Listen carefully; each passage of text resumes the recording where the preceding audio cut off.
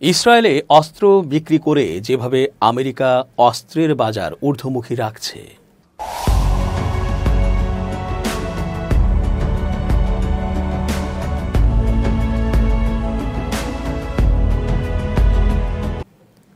আসসালামু আলাইকুম প্রিয় দর্শক, আমন্ত্রণ আজকের আলোচনায়।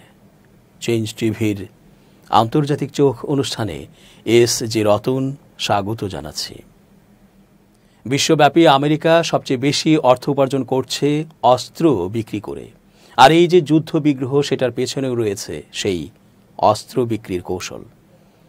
ইসরায়েল সহ অন্যান্য রাষ্ট্রেও অস্ত্র বিক্রির জন্য যুদ্ধ বাঁধিয়ে দেবার কাজ করে চলেছে আমেরিকা। এমনও হচ্ছে যুদ্ধ বাঁধিয়ে দিয়ে উভয় পক্ষের কাছেই অস্ত্র বিক্রির সুযোগ বাগিয়ে নিচ্ছে দেশটি। এ তো সহজ হিসাব, তবু কি বোঝে না যুদ্ধে জড়িত থাকা দেশগুলো? বোঝে, কিন্তু যখন যুদ্ধ লেগে যায় তখন তো আর কেউ নিজেদেরকে সংযত করতে পারে না। বিশেষ করে যুদ্ধের মতো বিধ্বংসী কাজে কেউ কি আর চুপ থাকতে পারে? কোনো রাষ্ট্র অপর আরেকটি রাষ্ট্রের ওপর হামলা করে মানুষ, স্থাপনা ও সভ্যতা ধ্বংস করলে ভিকটিম রাষ্ট্র তো আর হাত গুটিয়ে বসে থাকবে না। এছাড়া অন্য কৌশলও আছে। অস্ত্র দিয়ে কাউকে ফ্রি সাহায্য করলে সেই রাষ্ট্র যুদ্ধের চরম মুহূর্তে আমেরিকার কাছ থেকে ঠেকায় পড়ে অস্ত্র কিনবেই। এটাও এক দারুণ কৌশল অস্ত্র বিক্রির। সম্প্রতি ইসরায়েলের কাছে $51 কোটি মূল্যের বোমার সরঞ্জাম বিক্রির প্রস্তাব অনুমোদন করেছে যুক্তরাষ্ট্র সরকার।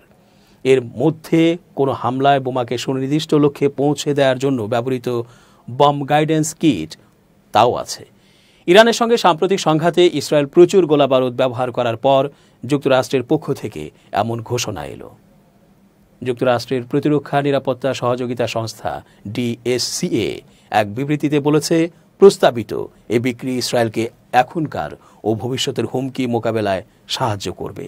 এর মাধ্যমে তারা নিজেদের সীমান্ত, গুরুত্বপূর্ণ স্থাপনা ও মানুষের বসতি আরও ভালোভাবে রক্ষা করতে পারবে। বিবৃতিতে আরও বলা হয়, যুক্তরাষ্ট্র ইসরায়েলের নিরাপত্তা রক্ষায় অঙ্গীকারাবদ্ধ। ইসরায়েলের আত্মরক্ষা সক্ষমতা যেন দৃঢ় ও প্রস্তুত থাকে, তা নিশ্চিত করাটা যুক্তরাষ্ট্রের জাতীয় স্বার্থের জন্য খুবই গুরুত্বপূর্ণ। যুক্তরাষ্ট্রের পররাষ্ট্র দপ্তর ইসরায়েলের কাছে এসব সরঞ্জাম বিক্রির অনুমোদন দিয়েছে, আর DSCA বিষয়টি কংগ্রেসকে জানিয়েছে। তবে এ ব্যাপারে কংগ্রেস এখনও অনুমতি দেয়নি। গত 13 জুন ইরানের পারমাণবিক কেন্দ্র, বিজ্ঞানী ও শীর্ষ সেনা কর্মকর্তাদের লক্ষ্য করে ইসরায়েল বড় ধরনের বিমান হামলা চালায়। ইসরায়েল চায় ইরান যেন তাদের পারমাণবিক কর্মসূচি বন্ধ করে দেয়। আর ইরান বলে আসছে তাদের পারমাণবিক কর্মসূচির উদ্দেশ্য বেসামরিক। তবে যুক্তরাষ্ট্র ও এর মিত্ররা মনে করে ইরান আসলে পারমাণবিক অস্ত্র বানাতে চায়। 2018 সালে মার্কিন প্রেসিডেন্ট হিসেবে ট্রাম্পের প্রথম মেয়াদ চলাকালে তিনি ইরানের সঙ্গে পারমাণবিক চুক্তি থেকে যুক্তরাষ্ট্রকে প্রত্যাহার করেন। কয়েক সপ্তাহ ধরে ইরানের সঙ্গে পারমাণবিক চুক্তিতে ফেরার জন্য তিনি কূটনৈতিক সমাধানের পথ খুঁজছিলেন। তবে শেষ পর্যন্ত ইরানের বিরুদ্ধে সামরিক পদক্ষেপ গ্রহণ করার সিদ্ধান্ত নেন এবং দেশটির পারমাণবিক স্থাপনাগুলোতে মার্কিন হামলার নির্দেশ দেন তিনি। গত সপ্তাহে ইরান ইসরায়েল যুদ্ধবিরতি হয়েছে, তবে ইসরায়েলের প্রধানমন্ত্রী বেনিয়ামিন নেতানিয়াহু বলেছেন তিনি কখনোই তেহরানকে আবারও পারমাণবিক স্থাপনা গড়ে তুলতে দেবেন না। এতে ভবিষ্যতে আবার সংঘাত হওয়ার আশঙ্কা বাড়ছে। বর্তমান বিশ্বের সবচেয়ে শক্তিধর দেশ আমেরিকা যেন স্বপ্নের গন্তব্য, সভ্যতার তীর্থভূমি। স্বপ্নের এই আমেরিকাই বাংলাদেশের আবির হোসেনের পরিবারের জন্য হয়ে উঠেছে এক দুঃস্বপ্নের নাম। গত বছর ডিসেম্বরে টেক্সাস শহরে নিজ কর্মক্ষেত্রে সন্ত্রাসীদের গুলিতে খুন হন আবির। যে ক্ষত এখনও বয়ে বেড়াচ্ছেন স্বজনরা। আবির শুধু একা নন, মার্কিন মুলুকে দিনে 327 জন বুলেট সন্ত্রাসের শিকার হন, যার মধ্যে গড়ে 117 জন মারা যান। যুক্তরাষ্ট্রের সামাজিক সংস্থা ব্রাডির পরিসংখ্যানে উঠে এসেছে চাঞ্চল্যকর এ তথ্য। আমেরিকান যে অস্ত্র গাজায় এক অসহায় ফিলিস্তিনির জীবন প্রদীপ নিভিয়ে দিচ্ছে, সেই অস্ত্রের কারণেই খোদ আমেরিকানরাও প্রতিনিয়ত শিকার হচ্ছেন বুলেট সন্ত্রাসের। বলতে দ্বিধা নেই, সভ্যতার বিকাশের সঙ্গে সঙ্গে পাল্লা দিয়ে বেড়েছে অস্ত্রের ঝনঝনানি। যাদের হাতে সভ্যতার ঝান্ডা, তাদের মধ্যে কেউ বা অস্ত্রের ব্যাপারী, আবার কেউ খদ্দের। বিশ্ব ইতিহাসে যাদের হাতে বুলেট ছিল তারা অসহায়দের বুকে বন্দুক ঠেকিয়ে আজ অবধি নিজেদের মন গড়া সভ্যতার গল্প শোনাচ্ছে সেই ঔপনিবেশিক যুগ থেকে। হোক সেটা কলম্বাস বা ভাস্কো দা গামার মতো নাবিকের মুখোশ পরা খুনি, কিংবা ব্যবসার নামে আসা সাদা চামড়ার ব্রিটিশ, ফ্রেঞ্চ বা পর্তুগিজ বণিক, সবার উদ্দেশ্য ছিল একটাই, বন্দুকের নলে ক্ষমতার ঝান্ডা লাগিয়ে সভ্যতার মুখরোচক বাণী নিজেদের মর্জি মতো ছড়িয়ে দেয়া।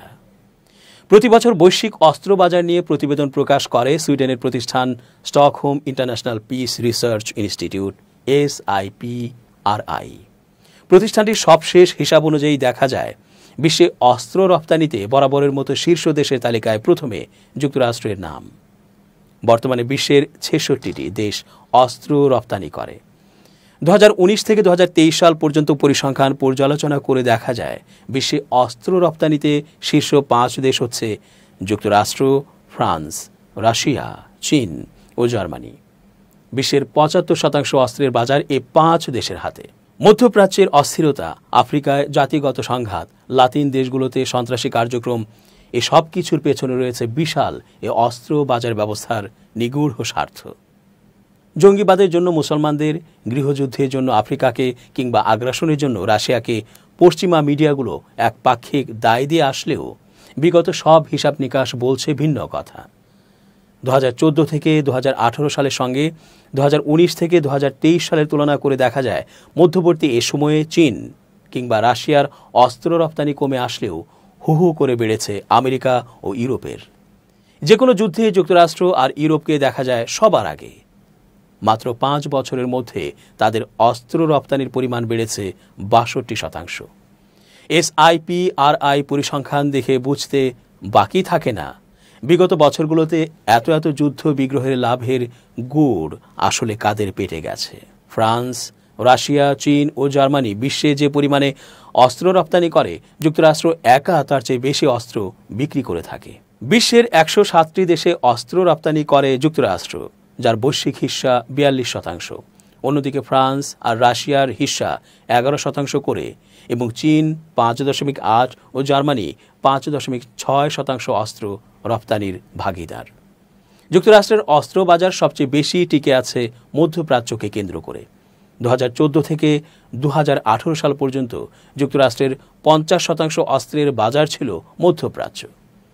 2019 থেকে 2023 সালে সেটি কমে 34% নামলেও এখনও মধ্যপ্রাচ্য আমেরিকান অস্ত্রের সবচেয়ে বড় বাজার।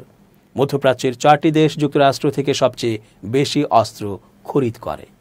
সৌদি আরব একাই আমেরিকার এই হিস্সার 15% অস্ত্রের খরিদ্দার।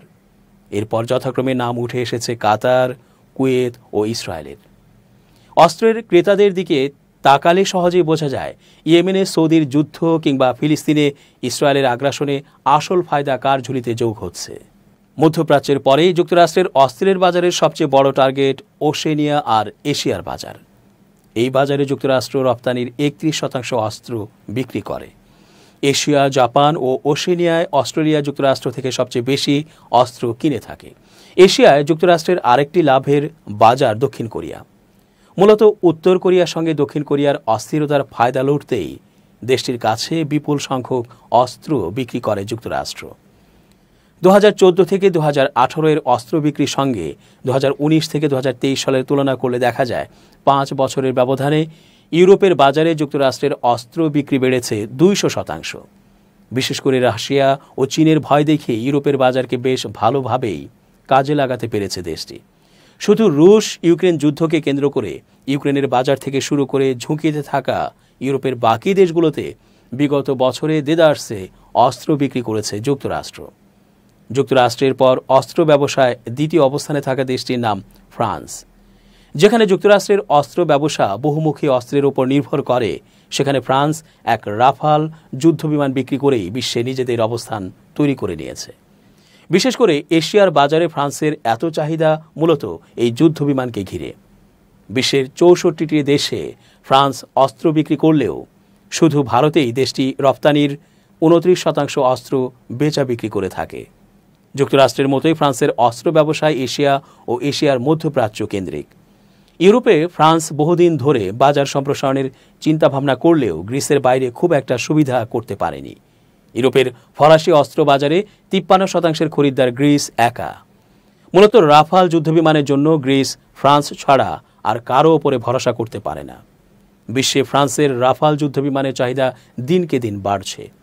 2014 থেকে 2018 সালে যেখানে ফ্রান্স মাত্র 23টি যুদ্ধবিমান বিক্রি করেছিল, সেখানে 2019 থেকে 2023 সালে এ বিক্রির পরিমাণ বেড়ে 94 হয়েছে। SIPRI এর তথ্য মতে ফ্রান্সের হাতে বর্তমানে প্রায় 200 রাফাল যুদ্ধবিমান বিক্রির অর্ডার রয়েছে। রাফাল যুদ্ধবিমানের তালিকায় ইউরোপের থেকে এশিয়ায় বেশি। বিশেষ করে ভারতের পর এশিয়ার ইন্দোনেশিয়া, কাতার, সংযুক্ত আরব আমিরাতের কাছে সবচেয়ে বেশি রাফাল বিক্রি করে ফ্রান্স। ফরাসিদের সবচেয়ে বড় চ্যালেঞ্জ ইউরোপের বাজারে আমেরিকাকে টেক্কা দেয়া। ইউরোপে গড়ে 10টি দেশের মধ্যে 8টি দেশ রাফাল না কিনে আমেরিকান F-16 এবং F-35 বিমান কিনে থাকে। গ্রিসের বাইরে ক্রোয়েশিয়াতে কিছুটা বাজার সম্প্রসারণ করতে পারলেও ফ্রান্সের লক্ষ্য সমগ্র ইউরোপ। তবে ইউরোপের বাজার শুধু যে রাফাল দিয়ে রাজত্ব করা যাবে না, সেটা বুঝতে পেরে সাম্প্রতিক বছরগুলোতে ফ্রান্স যুদ্ধজাহাজ রপ্তানি বৃদ্ধির উদ্যোগ নিয়েছে। দর্শক, আজ এ পর্যন্তই। শুভকামনা। change tv.press, এক ফোঁটা হলুদ নেই।